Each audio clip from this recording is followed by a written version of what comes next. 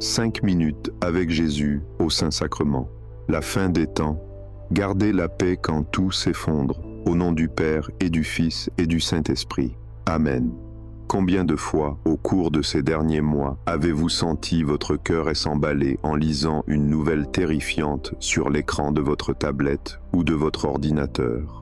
Combien de fois avez-vous cliqué, presque malgré vous, avec une main tremblante, sur une vidéo annonçant l'imminence du châtiment, les 3 jours de ténèbres ou la grande tribulation? Vous vous êtes sans doute dit que était pour vous informer, pour veiller comme le demande l'Évangile. Mais soyons honnêtes devant le Saint-Sacrement. Est-ce une veille d'amour qui grandit en vous, ou une tumeur d'angoisse qui dévore votre paix? Le chrétien ne craint pas la fin du monde, il attend la venue du roi. Pourtant, quand vous regardez au fond de vous ce soir, ce n'est pas l'attente joyeuse de l'épouse que vous y trouvez, c'est la panique sourde de celui qui voit le toit de sa maison brûler. Vous vivez dans un état d'alerte permanent, une sentinelle épuisée qui scrute l'horizon noir, persuadée que chaque ombre cache une invasion. C'est une souffrance particulière, celle de la lucidité mêlée à l'impuissance. Vous avez vécu une époque, peut-être dans les années 50 ou 60, où le monde semblait avoir un ordre, où les fondations de la société, l'école, la famille, l'église, paraissaient solides comme du granit. Et aujourd'hui, vous avez l'impression vertigineuse d'être debout sur des sables mouvants. Tout ce que vous avez connu, tout ce que vous avez chéri semble se dissoudre sous vos yeux. Vous regardez les informations et vous ne reconnaissez plus votre pays. Vous voyez des lois passées qui heurtent votre conscience de plein fouet.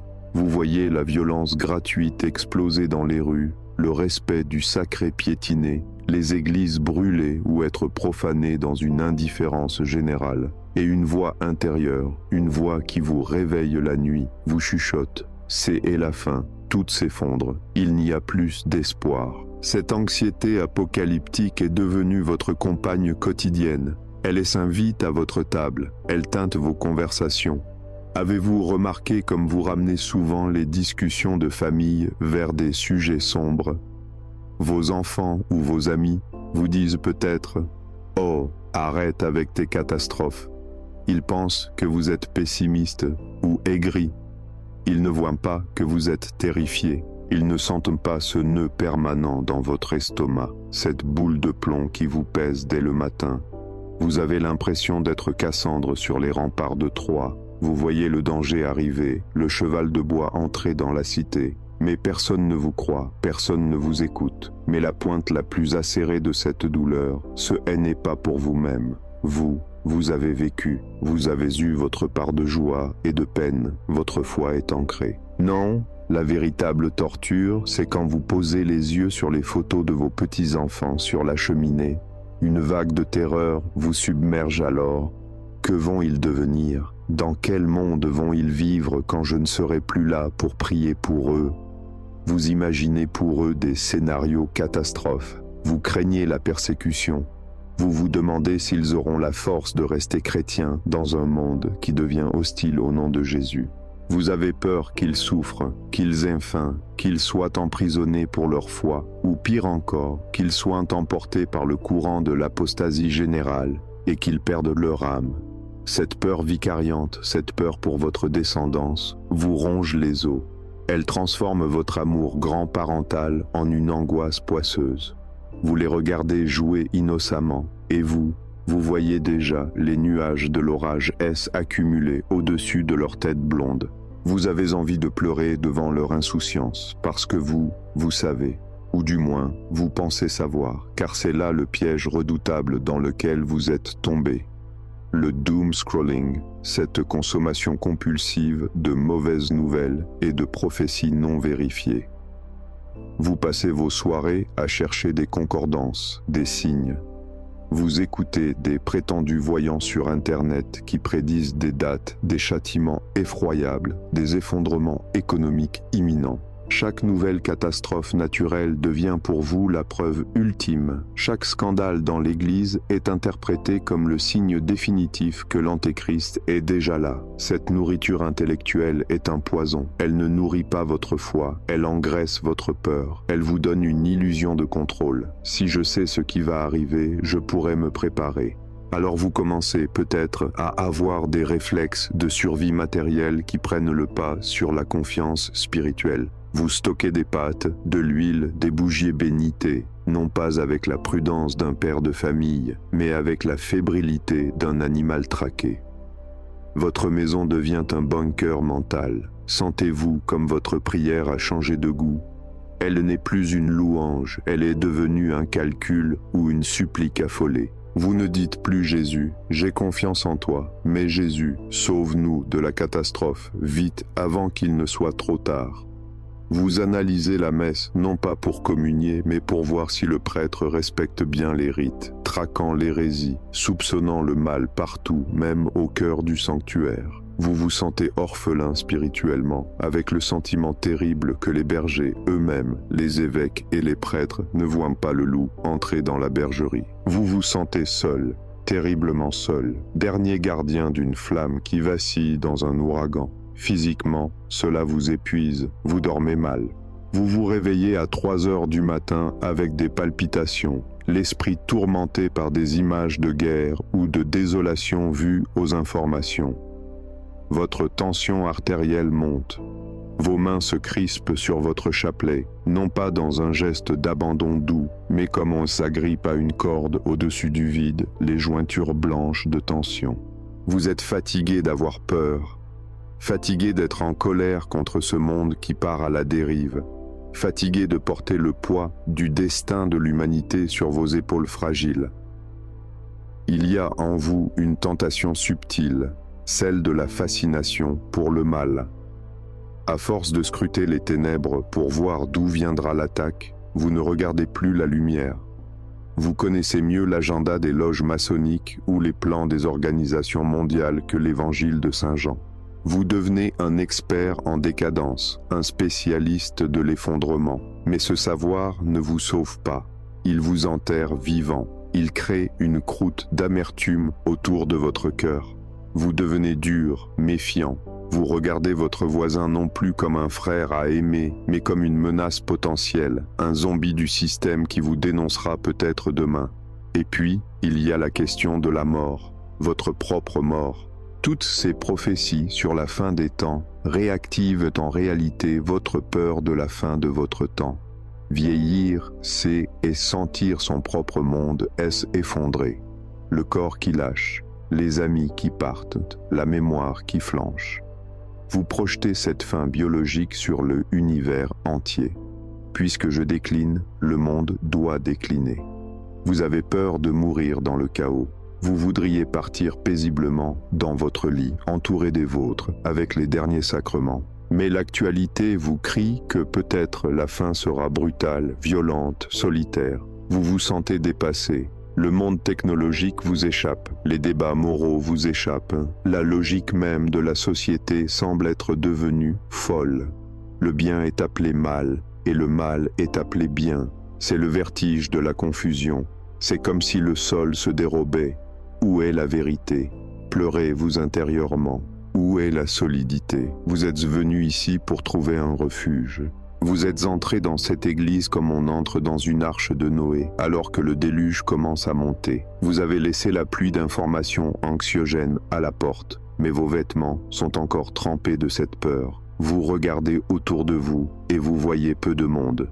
Les bancs sont clairsemés. Cela rajoute à votre peine. Où sont les fidèles? Est-ce elle, apostasie finale? Même ici, devant le Seigneur, vous avez du mal à faire taire le bruit des rumeurs de guerre. Votre tête est un champ de bataille. Les images de statues brisées, de lois iniques, de manifestations violentes tournent en boucle. Vous essayez de prier, mais si est le scénario du pire qui se déroule dans votre imaginaire. Pourtant, regardez, levez les yeux. Arrêtez de regarder votre téléphone mental. Arrêtez de regarder les vagues qui menacent la barque. Il y a ici un point fixe, un point D, une immobilité absolue. El Ostensoir. Au milieu de ce monde qui s'agite, qui hurle, qui se convulse, Jésus est là. Il a l'air si fragile, sous elle, apparence du pain. Un coup de vent pourrait l'emporter, un sacrilège pourrait l'écraser. Et pourtant, il est le rocher des siècles. Il a vu tomber l'Empire romain, qui se croyait éternel. Il a vu passer les invasions barbares, les pestes noires qui ont décimé l'Europe, les révolutions sanglantes, les guerres mondiales, le nazisme, le communisme. Il a tout vu, tout s'est effondré. Les trônes, les dictatures, les idéologies. Mais cette petite hostie blanche est toujours là. Le soleil se lève et se couche sur les empires qui meurent, mais le soleil de justice ne se couche jamais. Pourquoi tremblez-vous devant les marionnettes de l'histoire alors que vous êtes en présence du maître de l'histoire? Votre peur, aussi légitime soit-elle humainement, est, spirituellement, un manque de regard. Vous regardez la tempête au lieu de regarder le dormeur dans la barque. Tout ce qui vous angoisse, l'avenir de l'Occident, la morale, l'économie, tout cela est poussière qui retournera à la poussière. Mais l'âme qui est en vous et la présence qui est devant vous sont les seules réalités qui traverseront le feu sans être brûlées. Apportez votre vertige au pied de l'autel. Déposez ce fardeau d'atlas que vous essayez de porter. Le sort du monde ne dépend pas de votre angoisse, mais il est là, il règne. Regardez l'ostensoir. C'est l'œil du cyclone, le seul lieu de paix quand tout s'effondre. Ouvrez maintenant les Écritures. Mais ne les ouvrez pas comme on ouvre un journal pour y chercher la confirmation de ses angoisses. Ouvrez-les comme on ouvre une fenêtre sur l'éternité pour y respirer l'air pur de la victoire de Dieu. Laissez l'Esprit Saint vous transporter à Jérusalem. Nous sommes quelques jours avant la Passion. Le temple est là, magnifique, rutilant d'or et de marbre blanc, fierté de tout un peuple, centre cosmique de la foi. C'est l'équivalent, pour vous, de toute notre civilisation chrétienne, de ses cathédrales, de ses institutions, de tout ce qui semble solide et inébranlable. Et pourtant, Jésus, regardant ces pierres, prononce cette phrase qui glace le sang des disciples. « Il ne restera pas ici pierre sur pierre, tout sera détruit. » Imaginez le choc. Pour un juif du 1er siècle, la fin du temple, c'est la fin du monde, c'est l'effondrement de l'univers. Les disciples, paniqués comme vous l'êtes parfois, se précipitent sur lui pour demander « Quand et quels seront les signes ?» Ils veulent des dates, ils veulent des prédictions, exactement comme vous cherchez des réponses sur les forums internet apocalyptiques. Mais écoutez la réponse de Jésus dans l'évangile de Saint Luc chapitre 21. Il décrit les guerres, les tremblements de terre, les persécutions, la détresse des nations et le bruit de la mer. C'est le journal télévisé de notre époque, n'est-ce pas? Tout y est. Cependant, au milieu de cette description terrifiante, Jésus donne un ordre militaire impératif et surprenant. Quand ces événements commenceront, redressez-vous et relevez la tête car votre rédemption approche. Relisez bien, redressez-vous, le monde se courbe sous la peur. Les hommes rendent l'âme de terreur, dit le texte. Mais vous, disciples du Christ, votre posture physique et spirituelle doit être radicalement différente. La peur courbe le dos. L'inquiétude fait baisser les yeux vers le sol, vers le tombeau, vers les débris. Et l'espérance, elle, lève le menton. Pourquoi devez-vous lever la tête? Parce que si vous regardez le sol, vous ne verrez que les ruines. Si vous regardez l'horizon politique, vous ne verrez que l'orage. Mais si vous levez la tête, vous verrez le Fils de l'homme venir sur les nuées. Jésus vous dit ce soir, ne regarde pas l'écroulement des murs, regarde l'arrivée du roi. Ce que le monde appelle la fin, Dieu elle appelle l'accouchement. Ces douleurs ne sont pas les râles de l'agonie, ce sont les douleurs de l'enfantement, d'un monde nouveau. Et une mère qui accouche souffre, certes, mais elle est habitée par une promesse de vie, pas par une promesse de mort. Avez-vous oublié que votre foi a été forgée dans le feu? Le christianisme est pas né dans des salons feutrés ou dans une société qui l'applaudissait. Il est né dans le sang et l'hostilité totale. Voyageons dans le temps, quittons la Jérusalem biblique pour revenir sur votre terre de France, à Lyon, en 177. Imaginez l'atmosphère. L'Empire romain est à son apogée, puissant, cruel, dominateur. Les chrétiens sont une petite minorité méprisée, accusée des pires crimes: inceste, cannibalisme, athéisme. La haine populaire est à son comble. On les traque dans les maisons, on les lynche dans les rues. C'est, pour eux, littéralement la fin de leur monde. Regardez cette petite femme au milieu de l'arène. Elle s'appelle Blandine. Selon les critères humains, elle ne vaut rien. Elle est esclave, elle est chétive, elle est considérée comme un objet par la loi romaine. Ses maîtres craignaient qu'elle n'abjure sa foi sous la torture à cause de sa faiblesse physique. Vous sentez-vous faible, vous aussi? Vous dites-vous, si la persécution arrive demain, si on s'en prend à l'Église, je ne tiendrai pas, je suis trop vieux, trop fatigué, j'ai peur de la douleur. Regardez Blandine. Elle est attachée sur un poteau, exposée aux fauves, puis torturée avec une sauvagerie que l'on ose à peine décrire. Du matin jusqu'au soir, les bourreaux se relaient. Ils sont épuisés de la frapper. Eux, les hommes forts, sont fatigués par le mal qu'ils font. Elle, la femme fragile, ne semble pas s'épuiser. Quel était son secret? Les témoins oculaires, qui ont écrit la fameuse lettre des chrétiens de Vienne et de Lyon, raconte qu'au milieu de ses souffrances, elle ne criait pas, elle ne maudissait pas ses bourreaux, elle ne paniquait pas. Elle répétait simplement une phrase, comme une antienne, comme un refrain d'amour. « Je suis chrétienne, et il ne se fait aucun mal parmi nous. » Cette phrase est votre bouclier. Il ne se fait aucun mal parmi nous. De quelle nous parle-t-elle? De la communauté chrétienne? Oui, mais plus profondément, elle parle de l'inhabitation de la Trinité en elle. On peut détruire son corps, on peut brûler sa chair, mais on ne peut pas toucher à la paix de son âme où réside le Christ. Elle a transformé l'arène de l'horreur en une cathédrale de prière. Blandine nous enseigne une vérité théologique capitale pour les temps de la fin, la grâce d'État. Vous avez peur aujourd'hui en imaginant les scénarios de demain. Vous vous projetez dans des épreuves futures avec vos forces actuelles. C'est une erreur de calcul spirituel. Dieu ne donne pas la force du martyr avant le martyr. Il ne donne pas la provision de courage pour demain avant que demain ne soit là. Il donne le pain quotidien. Si les temps deviennent difficiles pour vos petits-enfants, croyez-vous que Dieu les laissera orphelins? Non. Il suscitera en eux une force nouvelle, une force de type Blandine, une vaillance que vous ne soupçonnez même pas. Les temps difficiles créent des chrétiens héroïques. Vos petits-enfants, que vous voyez si fragiles et insouciants aujourd'hui, sont peut-être les futurs saints de bronze de demain. Ne doutez pas de la capacité de l'Esprit Saint à les transformer. La grâce de Dieu est infiniment plus inventive que la cruauté du diable. Laissez-nous aller encore plus loin, au cœur même du livre qui hante vos nuits, l'Apocalypse. Le mot Apocalypse ne veut pas dire catastrophe, il veut dire dévoilement. Ce livre n'a pas été écrit pour faire peur aux grands-mères, il a été écrit pour consoler les persécutés.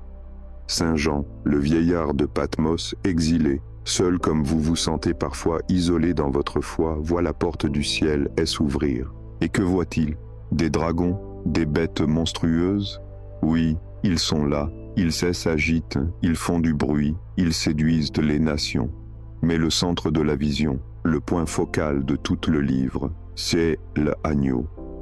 J'ai aperçu un agneau comme égorgé qui se tenait debout. AP 5-6. Méditez cette image paradoxale.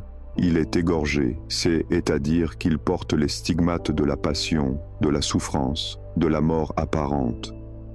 Le mal a frappé, il a laissé sa trace, mais il est debout, il est vivant, il est ressuscité, et il est au centre du trône. Cela signifie que la victoire n'est pas à venir, elle est déjà acquise. Quand vous lisez les prophéties effrayantes, rappelez-vous ceci, le match est déjà terminé, le score est affiché au ciel. Le diable joue les prolongations parce qu'il sait qu'il a perdu et il veut entraîner le plus de monde possible dans sa défaite. Mais il a perdu.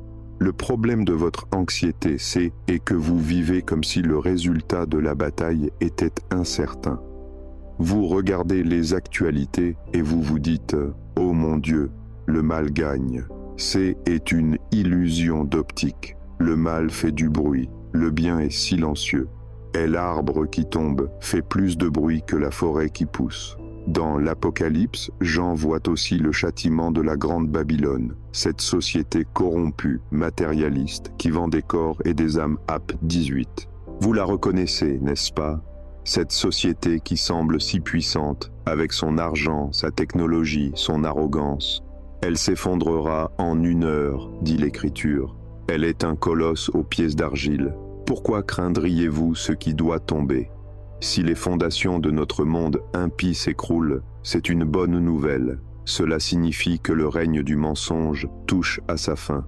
Réjouis-toi, ciel, et vous les saints, les apôtres et les prophètes. Et l'attitude du chrétien devant l'effondrement d'une civilisation sans Dieu n'est pas la nostalgie ou la panique, si est la confiance sobre. Vos petits-enfants ne seront pas abandonnés dans le chaos. Ils seront marqués du sceau du Dieu vivant. Rappelez-vous les 144 000 de l'Apocalypse. Ce chiffre symbolique désigne la multitude des baptisés que Dieu protège spirituellement. Même si leur corps est touché, leur âme est scellée. Ils appartiennent à l'agneau. Rien, ni la faim, ni l'épée, ni la dictature, ni la propagande, ne peut briser ce sceau invisible posé sur leur front le jour de leur baptême. Et qui protège ce sceau? Vos prières. Comprenez-vous maintenant votre rôle? Vous n'êtes pas une victime passive qui attend la fin du monde en tremblant. Vous êtes l'arrière-garde de l'armée céleste. Moïse, sur la montagne, ne se battait pas avec une épée, il levait les bras. Tant qu'il avait les bras levés, Josué, les jeunes combattants dans la vallée gagnaient la bataille. Quand il baissait les bras par fatigue, le mal reprenait le dessus. Vos angoisses, ce sont les bras qui tombent. Votre chapelet, ce sont les bras qui se lèvent. Le diable veut que vous ayez peur pour que vous baissiez les bras. Il veut que vous passiez votre temps sur Internet à chercher des dates de catastrophe, parce que pendant que vous faites cela, vous ne priez pas. La peur paralyse, la prière mobilise. Chaque fois que vous remplacez 10 minutes de nouvelles angoissantes par une dizaine de chapelets, vous construisez un abri anti-atomique spirituel pour votre famille. C'est cela, la véritable préparation au temps de la fin. Non pas stocker des boîtes de conserve, mais stocker de la grâce. Votre maison doit être une petite église domestique, une arche où règne la paix, pas un quartier général de la panique. Si vos petits-enfants viennent chez vous et vous voient serein, joyeux, confiant en Dieu, alors que dehors tout va mal, ils se diront « Grand-père a un secret, grand-mère connaît le chemin. C'est le plus grand héritage que vous pouvez leur laisser, la preuve que la paix de Dieu est plus forte que le désordre du monde. » Saint Cyril de Jérusalem disait aux catéchumènes « Le dragon est assis sur le bord de la route, il regarde ceux qui passent. Prends garde qu'il ne te morde. Cependant, il ne te fera pas de mal si tu ne te laisses pas arrêter par lui. La peur est la morsure du dragon, elle injecte le venin du désespoir. Regardez Jésus dans l'hostie. Il est l'antidote, il est celui qui a traversé la plus grande des apocalypses, la croix.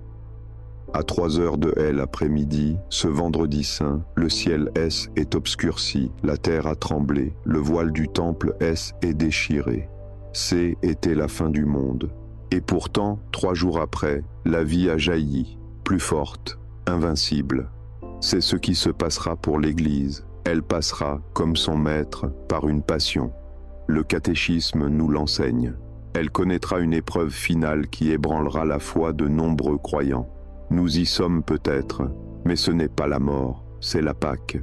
L'Église ne va pas vers le néant, elle va vers sa résurrection glorieuse. Alors, devant l'ostensoir, prenez une décision. Refusez le statut de naufragé. Acceptez le statut de guetteur de l'aurore. Sentez-vous la différence dans votre poitrine? Le battement de cœur de la peur, qui est arythmique et oppressant, doit laisser place au battement de cœur de l'espérance, qui est large, profond et régulier. Dieu n'a pas démissionné. Il est assis sur son trône.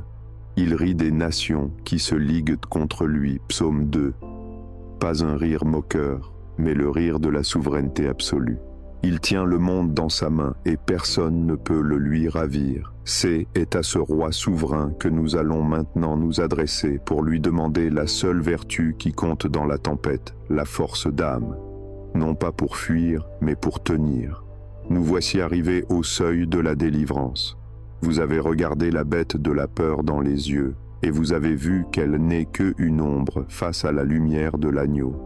Il est temps maintenant de faire taire définitivement les rumeurs de guerre dans votre propre cœur. Le Seigneur vous invite à passer du camp des terrifiés au camp des veilleurs.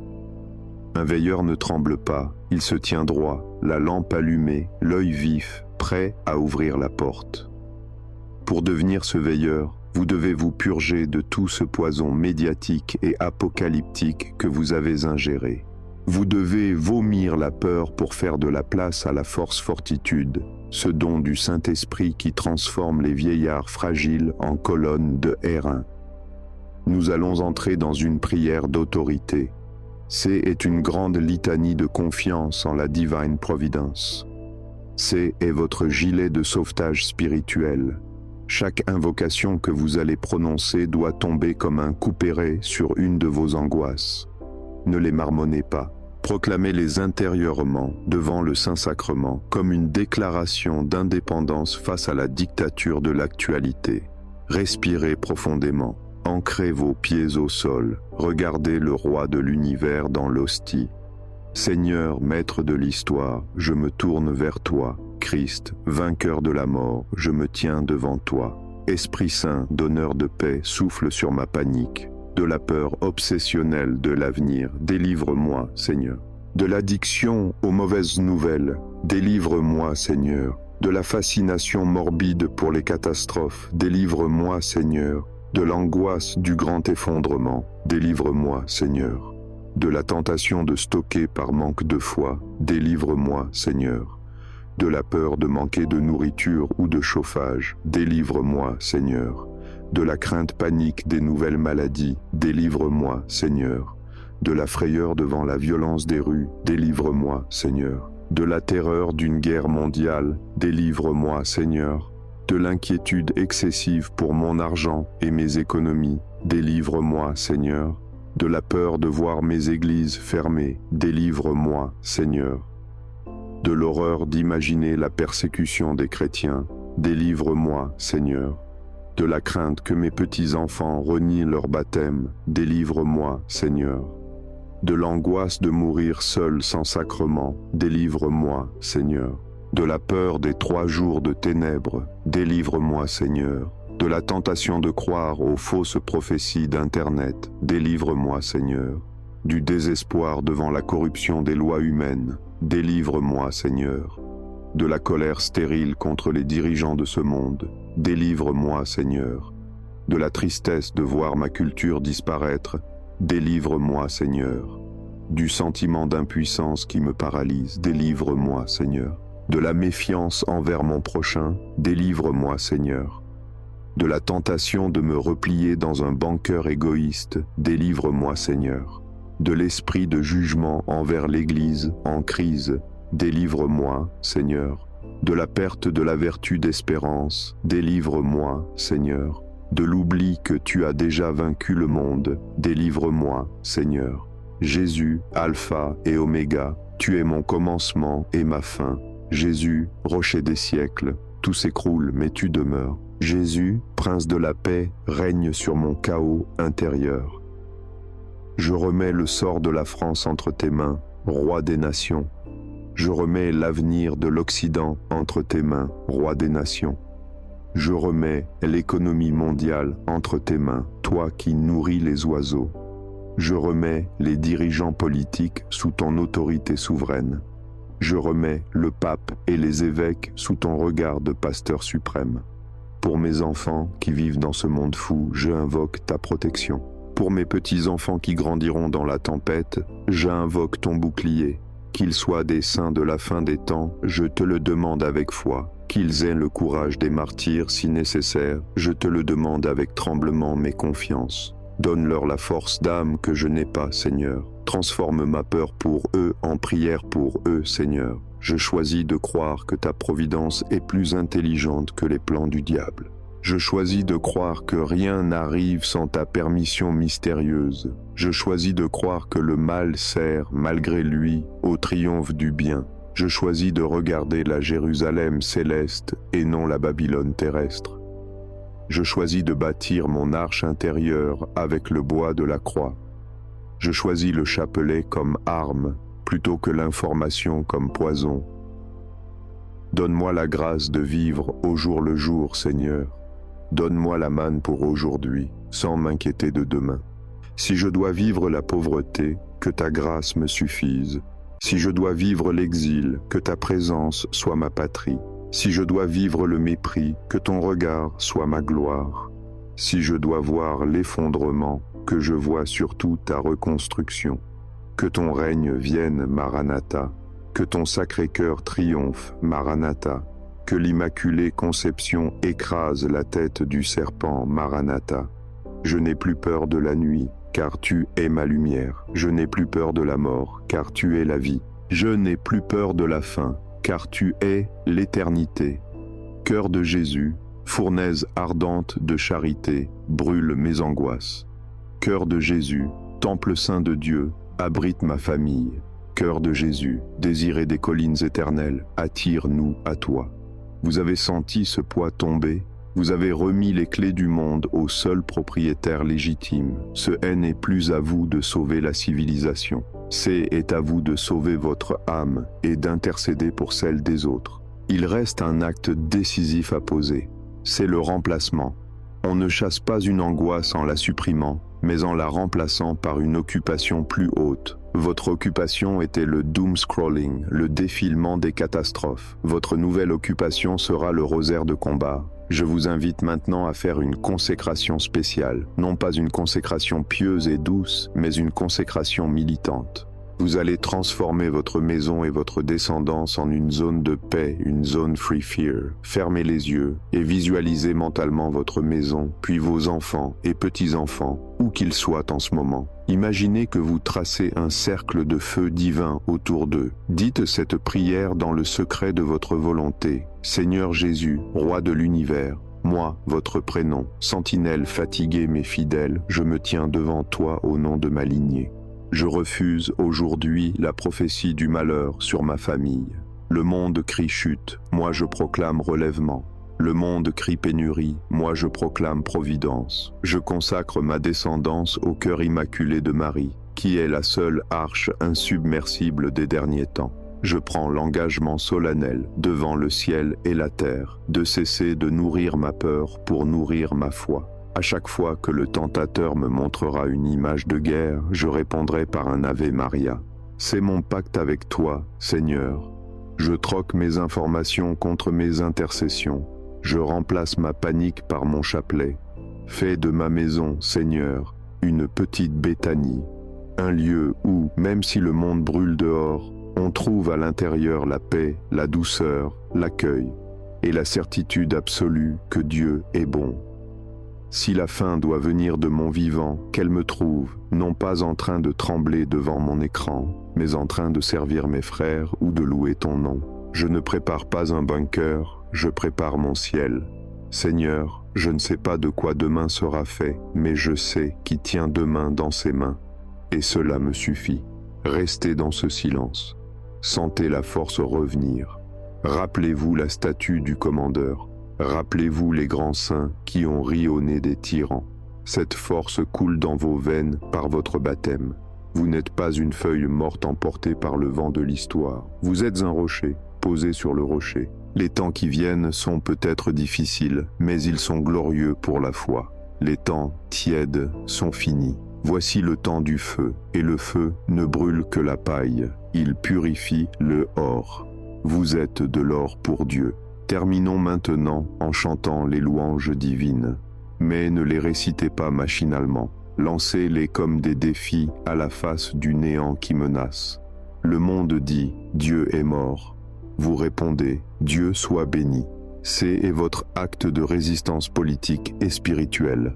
Dieu soit béni. Béni soit son saint nom. Béni soit Jésus-Christ, vrai Dieu et vrai homme.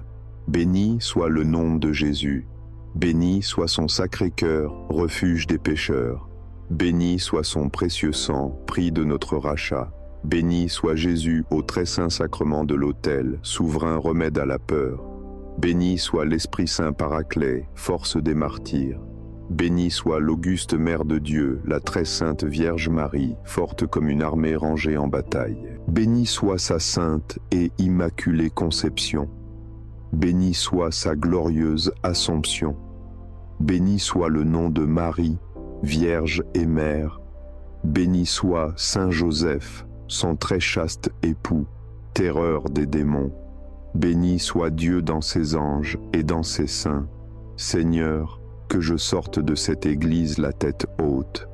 Redressez-vous, nous as-tu dit, je me redresse. Je repars dans le monde non comme une victime, mais comme un porteur de la divine espérance. Au nom du Père et du Fils et du Saint-Esprit. Amen.